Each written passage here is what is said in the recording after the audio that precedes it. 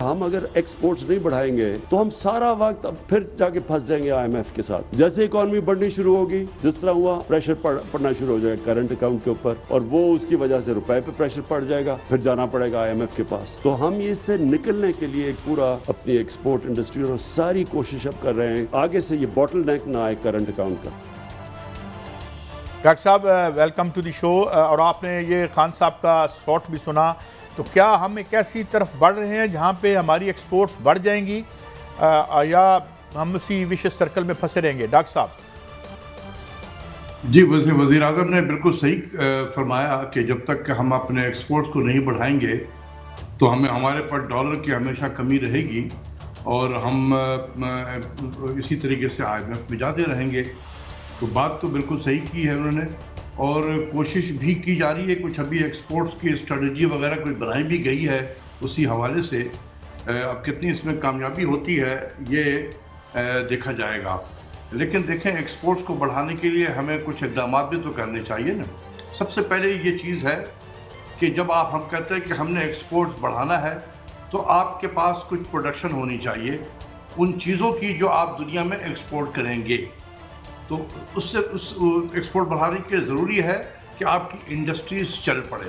Industries جو ہے, جو ہماری میجر انڈسٹریز ہے وہ چل پڑے اور اس میں گروتھ آنا شروع ہو تاکہ ہمارے پاس سرپلس ہو جو ہم باہر بیچ سکیں دنیا کو. دوسری چیز ہے کہ جو بھی چیز ہم بیچیں باہر میں اس کی پرائس رائٹ ہونی چاہیے, یعنی کہ پاکستان کی انڈسٹریز جو ہے وہ کمپٹیٹیو ہونی چاہیے انٹرنیشنل مارکیٹ میں. تو اگر ہم اس طریقے سے بجلی کے اور گیس کی قیمتیں, بجلی کی قیمتیں اور ایکسچینج ریٹ کو ڈیویلویشن کرتے رہیں گے اور اسی طریقے سے ٹیکسوں کے انبار اگر لگاتے رہیں گے تو ہماری انڈسٹریز جو ہے وہ کیسے کمپیٹ کرے گی انٹرنیشنل مارکیٹ میں. تو اگر ہمارے پاس کوئی چیز بھی موجود ہے ہم اس کو بیچنا ہمارے لیے مشکل ہو جائے گا کیونکہ ہماری انڈسٹری کمپیٹ نہیں کر پائے گی. تو اس لیے اپنے کمپٹیٹیونیس کی طرف ہمیں توجہ دینی ہوگی. تیسری چیز ہے کہ اگر ہمارے پاس چیزیں بھی موجود ہیں, ہماری پرائس بھی رائٹ ہے, تو کیا کوالٹی بھی صحیح ہے انٹرنیشنل اسٹینڈرڈ کی جہاں ہم بیچ رہے ہیں, تو وہ اپنی کوالٹی کی طرف, کوالٹی آف جو پروڈکشن ہے اس کی طرف توجہ دینی ہوگی. اور اس کے علاوہ پھر ہمیں مارکیٹنگ کی طرف توجہ دینی ہوگی. وہاں ہمیں مارکیٹ کی جو ہے تلاش کرنے ہیں.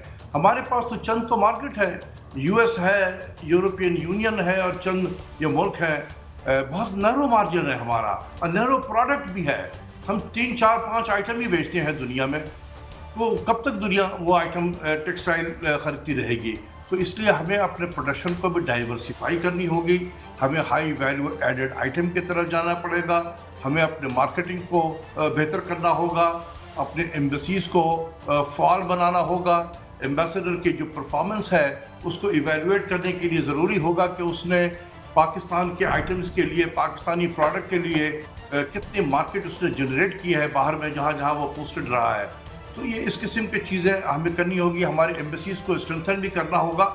تو یہ انٹینشن پرائم منسٹر کا بالکل صحیح ہے, لیکن کچھ جو میں نے اقدامات بسم اللہ الرحمن الرحیم. ڈاکٹر صاحب, گزارش یہ ہے کہ وزیر اعظم صاحب کی خواہش اور دعویٰ تو اپنی جگہ رہا کہ ایکسپورٹ اتنی بڑھائیں گے کہ IMF سے نکل سکے.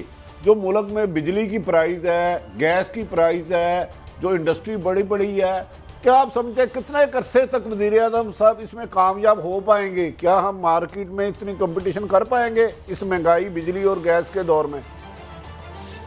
یہی تو میں نے آپ سے کہا کہ اگر ہم چیزیں پیدا بھی کر لیں اور اس کی کوالٹی بھی اچھی ہو, لیکن ہم اگر انٹرنیشنل مارکیٹ پہ کمپیٹ نہ کر پائیں کیونکہ ہمارے یہاں ملک میں کاسٹ آف پروڈکشن اگر بڑھ گیا ہے تو کیسے ہماری انڈسٹریز. تو یہ میرا ڈاکٹر صاحب میں سوال آسان کر دیتا ہوں, کیا آپ سمجھ رہے ہیں کہ حکومت ان پالیسیوں پر کام کر رہی ہے جس سے ہم بہت جلد IMF سے نجات حاصل کر لیں گے؟ دیکھیں, کر رہی ہے یا نہیں کر رہی ہے مجھے اس کا اندازہ نہیں ہے کیونکہ میں گورنمنٹ کے اندر نہیں ہوں.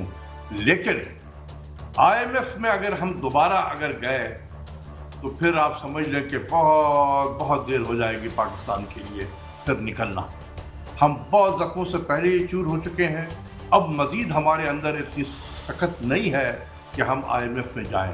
اس لیے فیصلہ کرنا ہوگا پرائم منسٹر کو. میرے خیال میں پرائم منسٹر اسی طرف بڑھ رہے ہیں آہستہ آہستہ کہ دیر از نو مور IMF پروگرام. میں یہ دیکھ رہا ہوں کہ گورنمنٹ کے اندر میں بھی بہت زیادہ جو ہے وہ ایک طریقے سے ناراضگی ہے IMF سے بھی کہ اب ہمیں نہیں جانا چاہیے. تو یہ چیزیں بڑھ رہی ہیں. لیکن پاکستان میں خاص کر اسلام آباد میں ایک ایکو سسٹم ڈیولپ ہو گیا ہے IMF کا.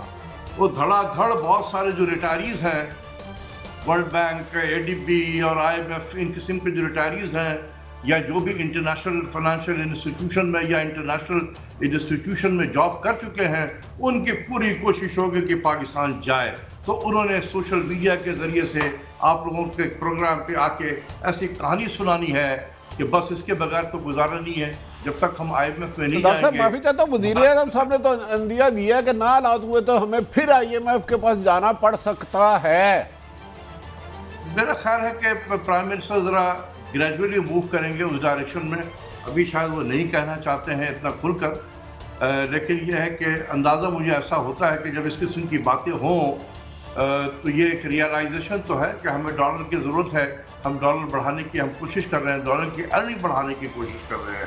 لیکن یہاں پر میں بھی یہ بھی کہوں گا کہ ڈالر کی ارننگ بڑھانا بالکل ٹھیک ہے, لیکن کوئی ڈالر سیو بھی کرنی چاہیے.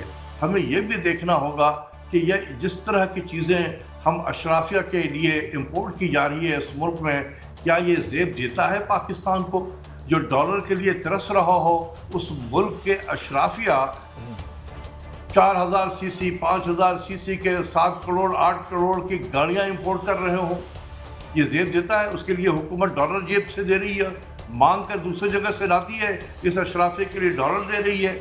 کیا یہ زیب دیتا ہے کہ کتے بلی کے کھانے اور شیمپو جو ہے وہ منگایا جائے باہر سے اشرافیہ کے لیے؟ تو یہ اس کی طرف بھی توجہ دینی ہوگی. اے ڈالر سیو از ڈالر ارن. اچھا ڈاکٹر صاحب آپ نے بڑی ڈیٹیلز میں بتایا ایکسپورٹس میں. میں سمجھتا ہوں ایک ایریا جس میں کمنٹ کرنا چاہ رہا ہوں, جس پہ میں چاہوں آپ کرٹیسائز کریں. آپ نے ہیومن ڈیولپمنٹ کی بات نہیں کی. جو انٹرنیشنل سٹینڈرڈز ہیں سکلز کے اور ایجوکیشن کے, پاکستان کا کہیں پہ نام نہیں ہے. میں ریسنٹلی ایک اسٹڈی دیکھ رہا تھا, انہوں نے کہا کہ پاکستان کی جو یونیورسٹی ہیں ان میں ریسرچ نام کی چیز نہیں. جو کوالٹی آف ہیومن ہم پیدا کر رہے ہیں, جس نے چیزیں بنا کے دنیا کو بیچنی ہے, وہی دنیا میں سب سٹینڈرڈ ہے. تو اگر آپ نے ایکسپورٹ بنانی ہے, جتنے ہم ایجوکیشن پہ پیسے لگاتے ہیں, جو ہم لوگوں کی صحت کے ساتھ کر رہے ہیں, تو ہم وہ لوگ پیدا کریں گے پہلے جو آگے برآمدات بڑھے گا. میرا پوائنٹ بیسیکلی ہے ہیومن ڈیولپمنٹ کو کس طرح آپ اگنور کر سکتے ہیں in order to increase the exports. نہیں, آپ کی بات بالکل صحیح ہے. ہیومن ڈیولپمنٹ کو کوئی بھی ملک اگنور نہیں کر سکتا ہے. لیکن ایک چیز آپ دیکھیں کہ ہمارے یہاں پر جو ہے نا آئیلینڈ آف ایکسلنس موجود ہے. یہی پاکستان کے ہی یونیورسٹی سے نکلے ہوئے لڑکے جو ہیں وہ آج نیوکلیر ویپنز بھی بنا رہے ہیں, نیوکلیر میزائل بھی بنا رہے ہیں, روز تجربہ بھی کرتے ہیں, اور دنیا میں ہم جہاز بنانے والے چند ملکوں میں شامل ہو گئے ہیں. یہی پاکستانی لوگ ہیں نا, ہم میں سے ہی نکلے ہیں یہ لوگ, اسی یونیورسٹی سے پڑھ کے ہی نکلے ہیں. تو کچھ ایسے ایکسلنس تو موجود ہیں, لیکن اس کو براڈ کرنا ہوگا.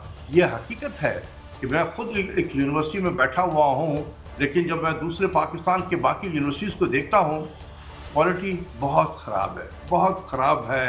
وی آر پروڈیوسنگ انمپلائیبل گریجویٹس. ہمیں کوالٹی کی طرف توجہ دینی ہوگی.